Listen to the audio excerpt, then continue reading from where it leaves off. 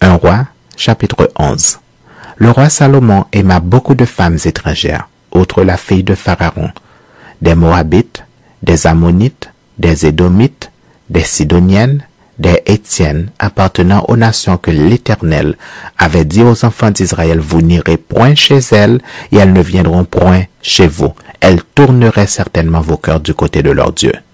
Ce fut à ces nations que s'attacha Salomon, entraîné par l'amour. Il eut 700 princesses pour femmes et 300 concubines, et ces femmes détournèrent son cœur. À l'époque de la vieillesse de Salomon, ces femmes inclinèrent son cœur vers d'autres dieux, et son cœur ne fut point tout entier à l'Éternel, son Dieu, comme l'avait été le cœur de David, son père. Salomon alla après Astarté, divinité des Sidoniens, et après Milcom, l'abomination des Ammonites. Et Salomon fit ce qui est mal aux yeux de l'Éternel, et il ne suivit point pleinement l'Éternel, comme David son père.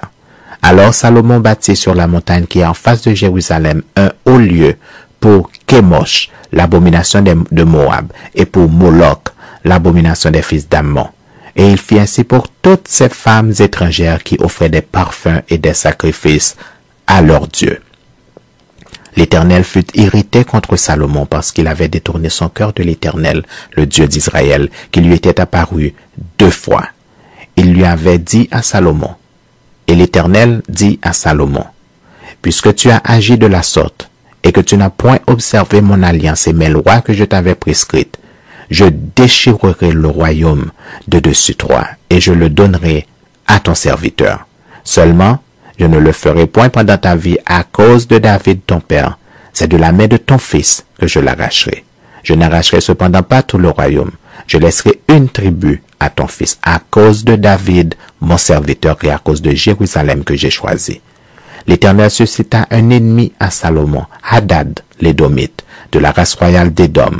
Dans le temps où David bâtit Édom, Joab, chef de l'armée, était monté pour enterrer les morts, tua tous les mâles qui étaient en Édom. Il y resta 6 mois avec tout Israël jusqu'à ce qu'il en eût exterminé tous les mâles. Ce fut alors qu'Hadad prit la fuite avec des Édomites, serviteurs de son père, pour se rendre en Égypte. Hadad était encore un jeune garçon. Partis de Madian, ils allèrent à Paran, prirent avec eux des hommes de Paran, et arrivèrent en Égypte auprès de Pharaon, roi d'Égypte. Pharaon donna une maison à Hadad, pourvu à sa subsistance, et lui accorda des terres. Hadad trouva grâce aux yeux de Pharaon à tel point que Pharaon lui donna pour femme la sœur de sa femme, la sœur de la reine Taphnès. La sœur de Taphnès lui enfanta son fils Genubat. Taphnès le sevra dans la maison de Pharaon, et Genubat fut dans la maison de Pharaon au milieu des enfants de Pharaon. Lorsque Hadad apprit en Égypte que David était couché avec ses pères et que Joab, chef de l'armée, était mort, il dit à Pharaon, « Laisse-moi aller dans mon pays. » Et Pharaon lui dit, « Que te manque-t-il auprès de moi pour que tu désires aller dans ton pays ?» Il répondit, « Rien, mais laisse-moi partir. » Dieu suscita un autre ennemi à Salomon, Rezon, fils de Liada, qui s'était enfui de chez son maître Hadadézer, roi de Tsoba.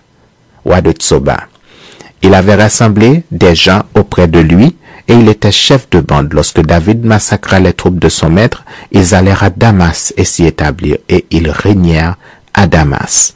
Il fut un ennemi d'Israël pendant toute la vie de Salomon, en même temps qu'Hadad lui faisait du mal, et il avait Israël en aversion. Il régna sur la Syrie. Jéroboam aussi, serviteur de Salomon, leva la main contre le roi. Il était fils de Nébat, Éphratien de Tséréda, et il avait pour mère une veuve nommée Tsérouia. Voici à quelle occasion il leva la main contre le roi. Salomon bâtissait Milo et fermait la brèche de la cité de David son père. Jéroboam était fort et vaillant, et Salomon, ayant vu ce jeune homme à l'œuvre, lui donna la surveillance de tous les gens de corvée de la maison de Joseph. Dans ce temps-là, Jéroboam étant sorti de Jérusalem, fut rencontré en chemin par le prophète Achija de Silo, revêtu d'un manteau neuf. Ils étaient tous 2 seuls dans les champs. Achija saisit le manteau neuf qu'il avait sur lui, le déchira en 12 morceaux, et dit à Jéroboam, « Prends pour toi 10 morceaux, car ainsi parle l'Éternel, le Dieu d'Israël. Voici, je vais arracher le royaume de la main de Salomon et je te donnerai 10 tribus. Mais il aura une tribu à cause de mon serviteur David et à cause de Jérusalem, la ville que j'ai choisie sur toutes les tribus d'Israël. Et cela parce qu'ils m'ont abandonné et se sont prosternés devant Astarté, divinité des Sidoniens, devant Kémosh, dieu de Moab, et devant Milcom, dieu des fils d'Ammon. Et parce qu'ils n'ont point marché dans mes voies pour faire ce qui est droit à mes yeux, et pour observer mes lois et mes ordonnances, comme l'a fait David, père de Salomon.